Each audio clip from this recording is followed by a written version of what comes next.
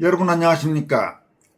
전라도 시인으로 불리는 정재학 시인과 호남 전향우파 농객인 주동식 전 호남대한포럼 공동대표가 배제고 야구부 사태와 관련해서 작심 발언들을 쏟아냈습니다.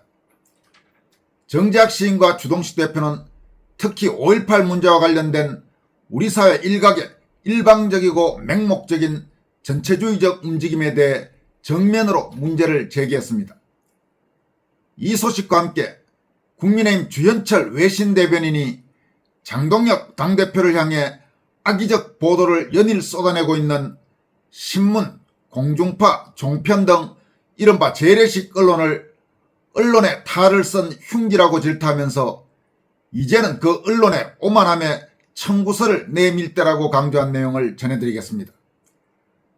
먼저 전북 고창 출신의 시인 겸 칼럼니스트인 정재학 씨는 배제고 야구부 사태와 관련해서 다음과 같은 입장을 밝혔습니다. 배제고 사태를 보면서 필자는 대한민국의 썩어 빠진 좌파 정치인들과 5.18 신봉자들에게 조소를 던진다. 배제고 일부 선수들이 야구 경기 중 외친 가야지 가야지 스타벅스 가야지라는 응원구호는 배제고 학생들뿐만 아니라 대한민국 청소년들이 이 사회와 좌파 정권 이재명에게 보내는 통렬한 풍자이자 질타이다. 응원구호가 발생한 근본 원인은 몇 단계를 거친다. 먼저 5.18이다. 현재 5.18은 추모의 대상이 아니라 조롱의 대상으로 퇴화하고 있다. 추미애나 이석기라는 가짜 유공자를 보면서 5.18은 그 가식의 껍질이 벗겨졌고 국민들은 마침내 분노하였다. 이에 5.18 단체와 광주시는 5.18 특별법을 들이대며 수많은 고소고발을 행사하였다. 그리하여 5.18은 조롱의 대상에서 나아가 국민의 적이 되었다. 정 시인은 이어서 다음과 같이 강조합니다. 5.18이 대한민국 민주주의의 정당한 역사라면 광주는 지금보다 더 당당해야 한다. 그러나 현재 5.18은 화장기를 지운 초라한 얼굴이다. 심지어 스타벅스 탱크데이를 조롱으로 여기는 모순은 자랑과 긍지가 아니라 자기 비하에 속한다. 스타벅스의 탱크데이는 이런 사회적 분위기 속에 하나의 희생양이 되었다. 스타벅스는 5.18을 폄훼하고자 하는 의도가 없었던 것으로 안다. 그들은 광고 마케팅을 했을 뿐이다. 5.18과 탱크는 아무런 관련이 없기 때문이다. 그러므로 스타벅스 불매운동은 지나친 피해의식에 의한 과잉 반응이라고 보아야 한다. 책상에 탁이라는 문구도 박종철까지 갈 이유가 없다. 여기에 기름을 부은 것이 이재명의 스타벅스 출입금지 발언이다. 그리고 5.18 비판에 대한 입틀막법 제정이었다. 진실을 말해도 처벌하겠다는 반자유민주 악법을 이재명은 제정하겠다고 호언했다. 5.18의 발생 원인과 과정에 북한이 개입했다는 것은 상처일 수 없다. 이미 밝혀진 사실임에도 처벌하겠다는 것은 수천 명에 이르는 가짜 유공자를 보호하겠다는 의도로 보아야 한다. 최근 필자는 백낙청도 가짜 유공자로 등록되었다는 제보를 받은 바 있다. 정 시인은 이어서 다음과 같이 말합니다. 가짜 유공자 그들은 대부분 민주당 소속이었다. 그동안 민주당은 5.18을 민주당 좌빨들의 산란과 번식을 위한 둥지로 사용하고 있었다. 그리하여 이러한 비판과 조롱은 민주당과 5.18 단체와 이재명이 자초한 일이다. 왜 떳떳하게 광장에 나와 진실을 나누지 못하는가? 북한의 개입을 거론하면 무조건 사법을 이용한 폭력만을 행사하고 있는 이 초라한 행위로 인해 5.18은 더욱 부끄러워지고 있다. 정재학 씨는 이어서 배제고 사태와 관련해서 다음과 같은 견해를 필요합니다. 배제고 사태는 윤석열의 출신고교 충암고를 내란고라고 부른 데서 시작된 일이었다. 충암고는 대한민국 바둑계의 요람으로 알려진 바둑 명문고이다. 이런 고등학교를 내란고라고 부른 사실은 죄가 없는가? 서울 정동에 위치한 배제학당은 조선 고종 1885년 세워진 우리나라 최초의 근대학교이다. 이화학당과 같은 시기의 역사를 지닌 한국 교육의 산실로 인정받는 학교이다. 그 배제고에 독서를 들이대는 정치인들은 누구일 것인가? 일국의 대통령이 스타벅스 가지 말라고 불매운동을 선언한 그 죄는 어디로 갔는가? 그 저질의 행위에 대한 비판과 조롱은 정당하지 않겠는가? 배제고 학생들이 가야지 스타벅스 가야지라는 구호가 정말로 광주일고 야구 선수들에게 보내는 조롱일까? 아니면 이재명과 이 사회를 향한 통렬한 풍자일까? 현재 부정선거 문제로 배제고 학생들뿐만 아니라 전국의 청소년들이 부정선거에 대한 실체를 깨닫고 있다. 배제고 응원 구호에 녹아든 이재명 정권에 대한 저항의식을 느끼지 못했다면 이재명은 탄핵만이 답이다. 이계호원을 비롯한 썩어 빠진 정치인들이 배제고 처벌을 요구하고 있다. 고등학생들이 부러짓는 이 사회를 지적하는 풍자에는 어른들이 책임져야 할 부분도 있다. 더구나 처벌은 어른이 할 짓은 아니다. 어린 고등학생들의 행위에 어른들이 개입하는 것은 정말로 부끄럽고 창피한 일이다. 6개월 대회 출전 금지와 몰수패에 국민들은 극렬하게 분노하고 있다. 그리하여 이런 처벌이 배제고 야구 선수들의 대학 진학에 지장을 준다면 5.18은 무사할 것 같은가? 어리석은 것들아, 때리면 그 손이 더 아프다는 것이 자유민주의 교훈이다. 이 교훈이 야구장에서만 울려 퍼지는 것은 아닐 것이다. 누구의 손이 더 아픈지 어디 한번 두고 보아라. 이렇게 정재학 시인이 아주 통렬하게 질타를 했습니다. 광주 출신의 주동식 대표도 이번 사태와 관련해서 많이 격분한 것 같습니다. 주동식 대표는 다음과 같이 거의 경문에 가까운 글을 남겼습니다. 또 시작했다. 배제고 응원 사태 터지니까 5.18 때 사람 죽은 이야기. 그래서 어쩌라고. 5.18 때 사람들 많이 죽었으니까 마르고 닳도록 니들 행패 견디라고. 하나 물어보자. 죽기는 희생자들이 죽었는데 유세는 왜 니들이 부리는데. 솔까란 말은 솔직히 까놓고란 뜻입니다.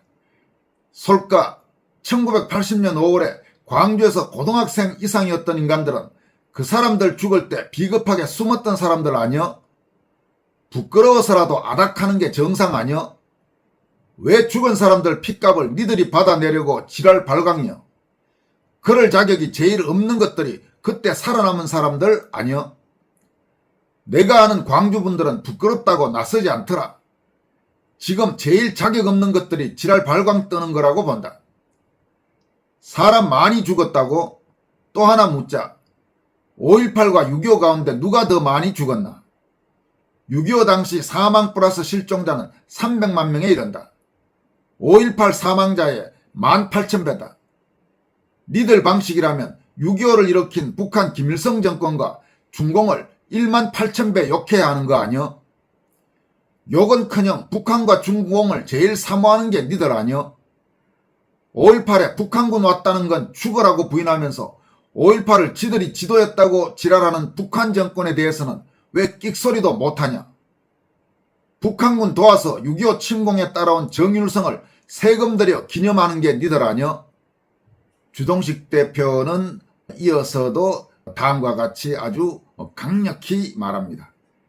대한민국을 죽으라고 정오하고 태어나서는 안 될 나라라고 지랄 연병 떠는 것들이 왜 대한민국 세금 혜택은 제일 많이 받아 처먹는데 그 세금 니들이 그렇게 정오하는 삼성 등 기업들이 외국에 나가 처절하게 피땀 흘려 벌어온 돈이요. 내가 니들처럼 대한민국 정오한다면 모래땅에 혀를 받고 죽는 한이 있어도 대한민국 세금 지원 안 받을 것이다. 앵간히 해라. 니들 시절 인자 끝났어야. 국민들의 인내심이 임계점을 넘었어야. 언제까진 오냐오냐 해줄 줄 아냐. 이것들이 보자 함께 아예 대한민국 국민들을 지들 종으로 삼으려 드네. 십자 발자 것들이 이렇게 아주 통렬히 비판했습니다. 비판의 대상은 이른바 5.18 단체 그리고 이와 관련된 호남 일부 세력들 그런 데 대한 강력한 비판이라고 볼 수 있겠습니다. 이어서 주현철 국민의힘 외신 대변인 최근 여러분들에게 소개해드렸습니다마는 이 주현철 대변인이 언론의 탈을 쓴 흉기, 이제는 오만함에 청구서를 내밀 때다. 이런 도발적인 제목을 통해서 이 한국 재래식 언론의 일그러진 행태를 강도 높게 비판했습니다. 주현철 대변인은 다음과 같이 지적했습니다. 권력이 언론에 재갈을 물리려 할 때마다 나는 단호히 반대해왔다. 국가가 기사를 검열하고 기자를 잡아들이는 이른바 이틀막 법안은 민주주의의 퇴행이라는 믿음 때문이었다. 어떤 불협화음이 있더라도 표현의 자유는 헌법적 가치로서 존중받아야 한다고 굳게 믿어왔다. 하지만 요즘 재래식 언론들이 벌이는 참담한 행태를 목도하면서 나의 오랜 소신마저 흔들리는 것을 느낀다. 과연 이것을 언론이라 부를 수 있는가? 지금 우리가 마주한 것은 표현의 자유를 빙자한 폭력이자 민주주의의 공론장을 오염시키는 흉기일 뿐이다. 이제는 방종에 빠진 언론에 뼈아픈 책임을 물어야 할 때가 왔다. 최근 장동혁 대표와 국민의힘을 향해 쏟아지는 보도들을 보라. 비판의 날을 세우는 것을 넘어 그 사악함이 도를 넘었다. 아예 없는 사실을 천연덕스럽게 지어내고 먼지가 뽀얗게 쌓인 철진한 여론조사를 방금 실시한 생생한 민심인 양 둔갑시켜 대중을 기만한다. 상상조차 하기 힘든 저급하고 비열한 공작이다. 그렇다고 해서 국가가 나서서 형사처벌을 휘두르는 방식에 동의한다는 뜻은 아니다. 그것은 또 다른 괴물을 낳을 뿐이다. 민주주의 국가에서 가장 합리적이고 치명적인 해법은 바로 징벌적 손해배상제의 도입이다. 가짜뉴스로 클릭 장사를 하고 권력의 기생에 정치적 이득을 취하는 것이 혹독한 배상금으로 회사의 문을 닫게 될 위험보다 크다고 계산하기 때문에 저런 짓을 멈추지 않는 것이다. 거짓으로 타인의 인격을 살인하고 챙긴 대가가 파산이라면 감히 펜대로 장난을 칠 엄두를 내겠는가? 주현철 대변인은 이어서 요즘 이 각종 방송에 출연하는 패널들, 특히 친한계 패널들의 심각한 문제점을 지적합니다. 여기에 더해 나는 가칭 패널 신뢰법이라는 특단의 조치가 반드시 통과되어야 한다고 본다. 아침 저녁으로 온갖 방송에 나와 객관적 평론가라는 가면을 쓰고 떠드는 그 수많은 패널들의 민낯을 벗겨내야 한다. 이들이 방송국이나 외부 세력과 맺은 모든 계약과 금전적 이해관계를 투명하게 공개할 의무를 부과해야 한다. 이를 속이거나 숨긴 채 시청자를 기만한다면 그것은 명백한 사기극이므로 가차없이 형사처벌을 가해야 마땅하다. 누구의 돈을 받고 누구의 스피커 노릇을 하는지 국민은 알 권리가 있다. 대한민국을 저급한 진흙탕으로 끌고 들어가는 타락한 재래식 언론과 청부업자 같은 패널들, 그리고 이 끔찍한 난장판을 수수방관하며 방조하는 정부의 무기력함은 이제 임계점을 넘었다. 브레이크 고장난 폭주기관차처럼 타락해버린 언론을 더 이상 자정능력 운운하며 방치할 수는 없다. 자유에는 반드시 그에 상하는 혹독한 책임이 따른다는 평범한 진리를 이제는 법과 제도로 그들의 오만한 뇌리에 꽂아 넣어주어야 할 때다. 이렇게 주현철 대변인이 강조했습니다. 100번 공감할 수 있는 그런 내용이라고 생각합니다. 지금까지 권순할TV였습니다. 고맙습니다.